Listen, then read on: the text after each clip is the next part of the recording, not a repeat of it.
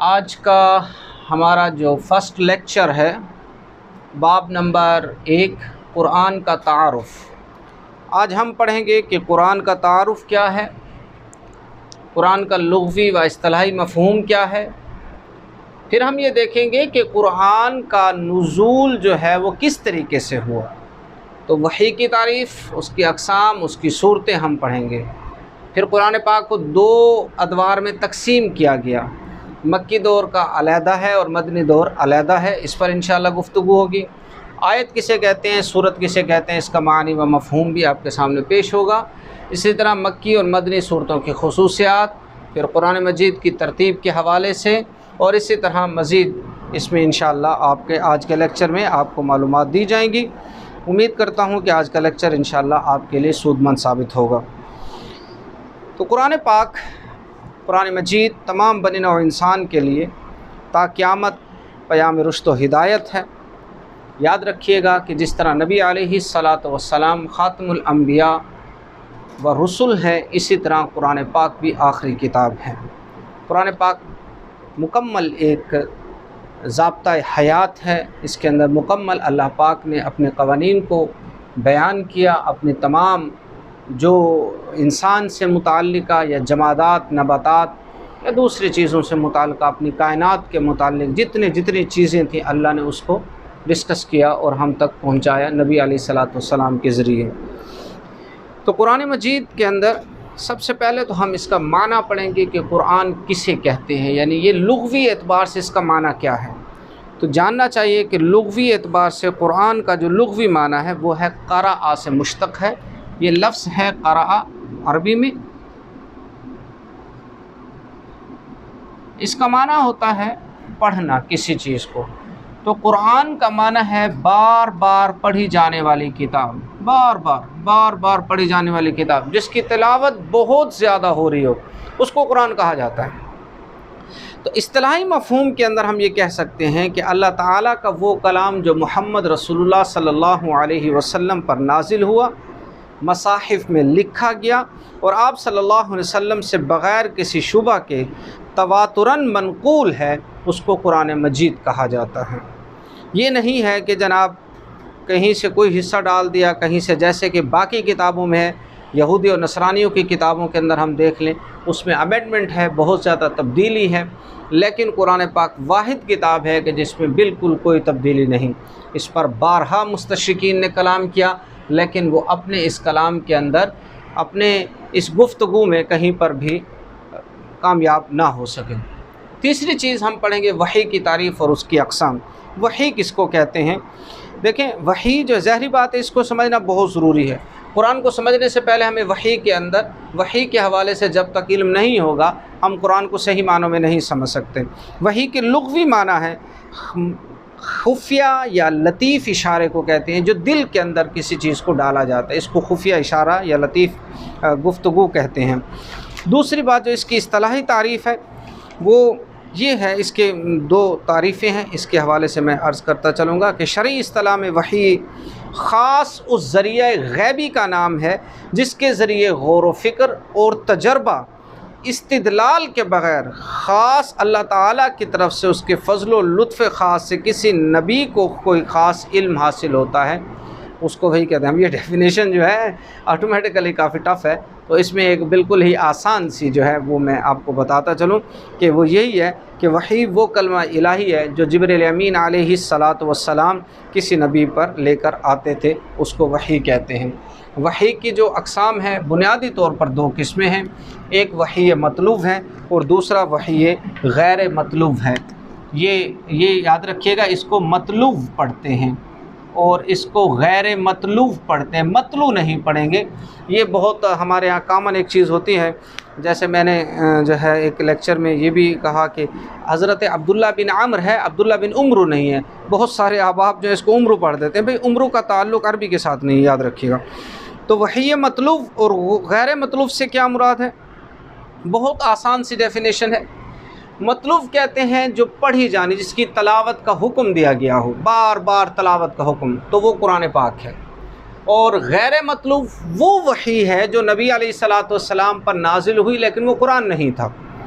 जैसे कुरान कहता है ना, वमा यंतिक़ु अनिल हवा इन हुवा इल्ला वह्युन यूहा, कि नबी अपनी नुत्क से कलाम नहीं करता बल्कि उस पर जो वही नाजिल की जाती है उसको बयान करता है। तो इस सूरत में आगे मैं वही की मुख्तलिफ़ सूरतों में इसकी वजाहत करता चलूँ। वही की बहुत सारी सूरतें, मुख्तलिफ़ सूरतें, बुनियादी तौर पर वही की माज़रत के साथ वही की जो हैं बुनियादी तौर पर 3 सूरतें हैं। नंबर 1 इशारा, वही के जो सूरतें हैं उसमें नंबर 1 क्या है? इशारा। नंबर 2, एक तो इशारा हो गया, नंबर 2 पर्दे के पीछे कलाम करना,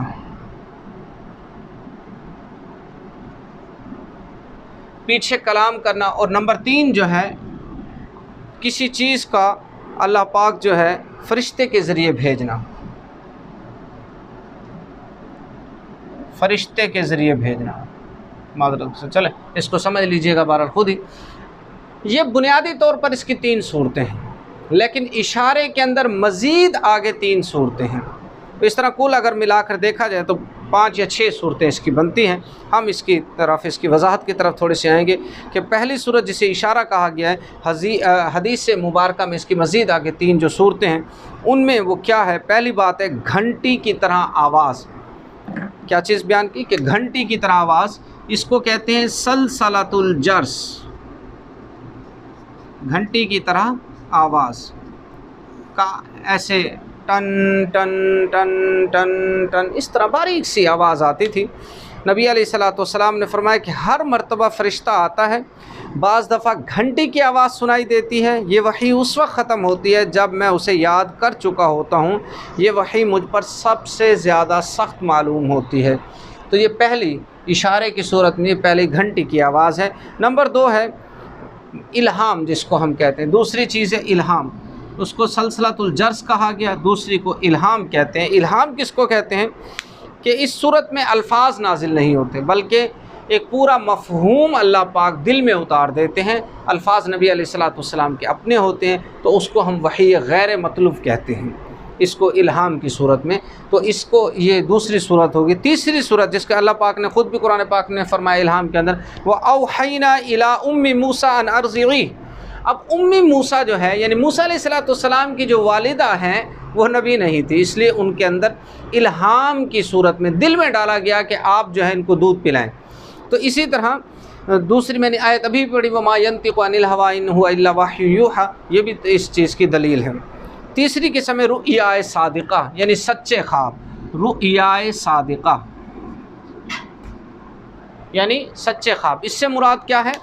इससे मुराद यह है कि अल्लाह पाक जो है नबी अलैहिस्सलाम पर जो वही का आगाज़ हुआ था वो सच्चे ख्वाबों से हुआ था। जो चीज़ रात को देखते सुबह उसी तरह भी आईनी हो जाता, तो इसको भी वही की एक शक्ल कही गई। और देखिए कि इब्राहीम अलैहिस्सलाम को ख्वाब में हज़रत इस्माईल अलैहिस्सलाम की ज़बीहा का हुक्म दिया गया। ये ख्वाब था तो सच्चे ख्वाब थे, सुबह उठकर उसी तरह किया तो मामला इसी तरह हुआ। चौथी चीज़ है फ़रिश्ते का इंसानी शक्ल में आना। फ़रिश्ते का बाज़ दफ़ा हज़रत जिब्राईल अमीन अलैहिस्सलाम इंसानी शक्ल में भी आते थे। हज़रत दहिया कल्बी की शक्ल में वो तशरीफ़ लाते थे और आप सल्लल्लाहु अलैहि वसल्लम के सामने बैठकर गुफ्तगू करते थे। एक आखिरी हदीस, जो हदीस नबी अलैहिस्सलाम की वफ़ात से कुछ अर्सा पहले भी हदीस आती है, जिसको खुलासतुद्दीन या खुलासतुल इस्लाम कहते हैं, वो हदीस भी जिब्राईल अमीन अलैहिस्सलाम ने सब लोगों के सामने आपके साथ घुटने के साथ घुटना मिलाकर जो है गुफ्तगू की और सवालात किए। तो उस हदीस को भी हम इसी तरह कहते हैं कि फ़रिश्ता जो है इंसानी शक्ल में आया। नंबर 5 बराह रास्त गुफ्तगू, यानी डायरेक्ट अल्लाह पाक फ़काना क़ाब क़ौसैन औ अदना। इससे मुराद क्या है? नबी अलैहिस्सलाम को अल्लाह पाक ने मेराज पर बुलाया। जो मेराज पर गुफ्तगू हुई उसे हम क्या कहेंगे? बराह रास्त डायलॉग या डायरेक्ट डायलॉग हम कहेंगे। ये भी एक वही की शक्ल है। नंबर 6 नफ़सा फ़िर्रूह, ये जो है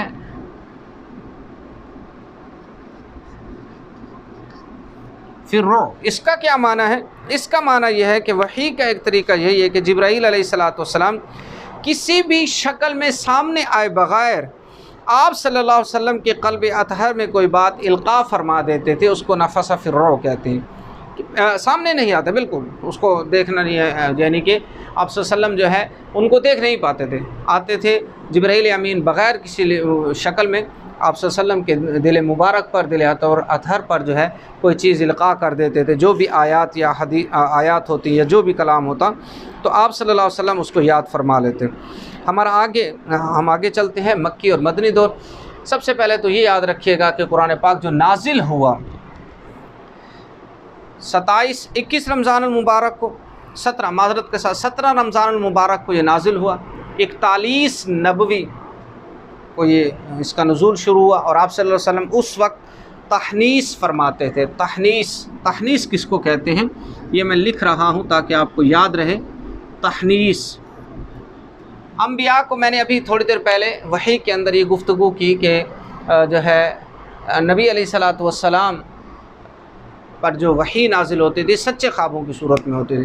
तो सच्चे ख्वाबों के अंदर आप सल्लल्लाहु अलैहि वसल्लम तहनीस फरमाते थे। तहनीस कहते हैं कि अपने तमाम इर्द गिर्द के लोगों को छोड़कर गारे हिरा में आप सल्लल्लाहु अलैहि वसल्लम तशरीफ़ ले जाते और वहाँ पर बैठकर कायनात में गौर व खोज करते, तदब्बुर व तफक्कुर करते। इसको तहनीस कहते हैं। तो तहनीस के दौरान जो रमज़ान मुबारक में, जिस रमज़ान मुबारक में आप सल्लल्लाहु अलैहि वसल्लम पर वही नाजिल हुई, उस माह रमज़ान में आप सल्लल्लाहु अलैहि वसल्लम ने पूरा माह रमज़ान गैर हिराम इत्काफ़ में गुजारा। तो 17 रमज़ान मुबारक को पहली वही का नुज़ूल हुआ। बाज़ रिवायात में 21 रमज़ान मुबारक भी आता है कि 21 रमज़ान मुबारक को पहली वही का नुज़ूल हुआ। बहरहाल 17 हो या 21 हो, ये कन्फर्म है कि माह रमज़ान के अंदर ही नबी अलैहिस्सलातु वस्सलाम पर पहली वही नाजिल हुई। और पहली वही के अल्फाज क्या थे? इक़रा बिस्मि रब्बिकल लज़ी खलक़, खलक़ल इंसान मिन अलक़, इक़रा व रब्बुकल अकरम, अल्लज़ी अल्लम बिल क़लम, अल्लमल इंसान मा लम यअलम। यानी सूरतुल अलक़ की पहली 5 आयात। आगे चलते हैं जनाब मक्की और मदनी दौर को हम थोड़ा सा इसमें तकसीम कर लेते हैं।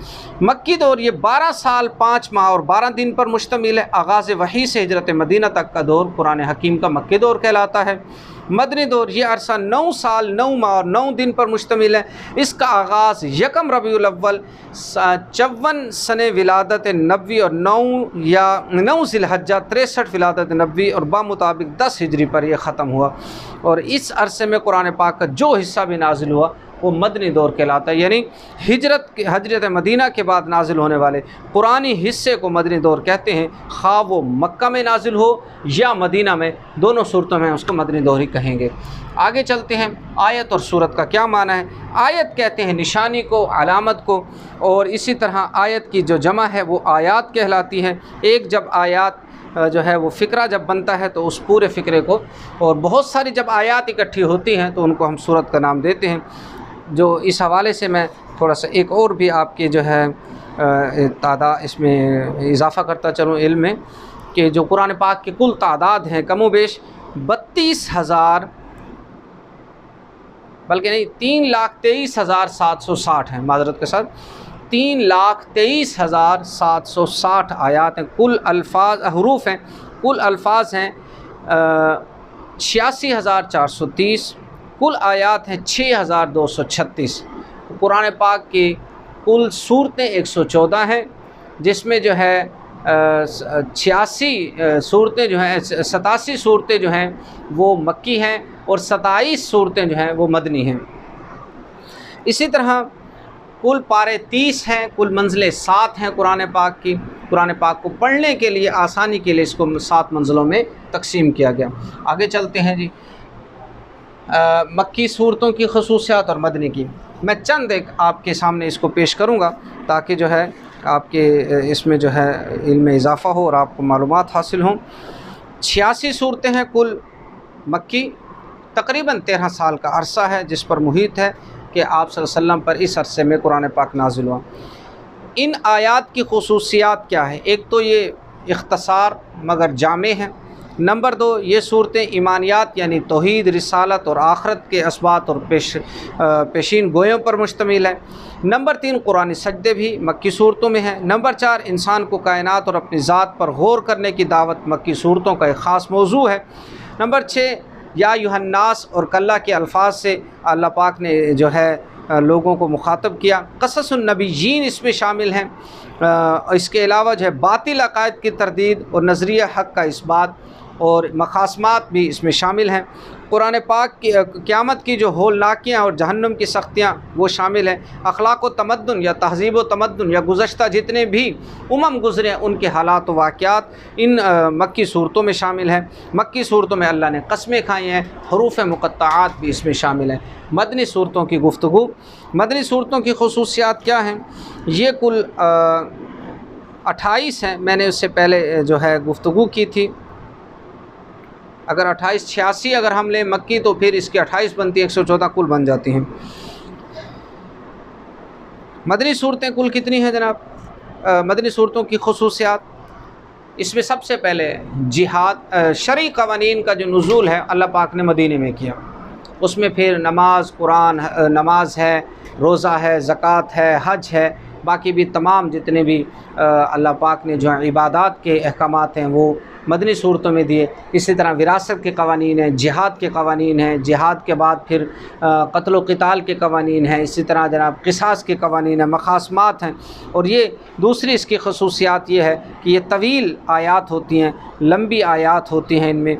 और इसके अलावा उसलूब बड़ा अहम फ़हम है, उसूल जंग हैं, ताज़ीरात हैं, फ़ौजदारी के क़वानीन हैं, दीवानी के क़वानीन हैं, मनाकिहात, मुआमलात यानी इबादत, बाकी जो और इसके अलावा जो है इस्लामी रियासत के क़वानीन है कि गैर मुस्लिम रियाया के साथ क्या बरतना है। तो ये चंद ख़ुसूसियात आपके सामने पेश की।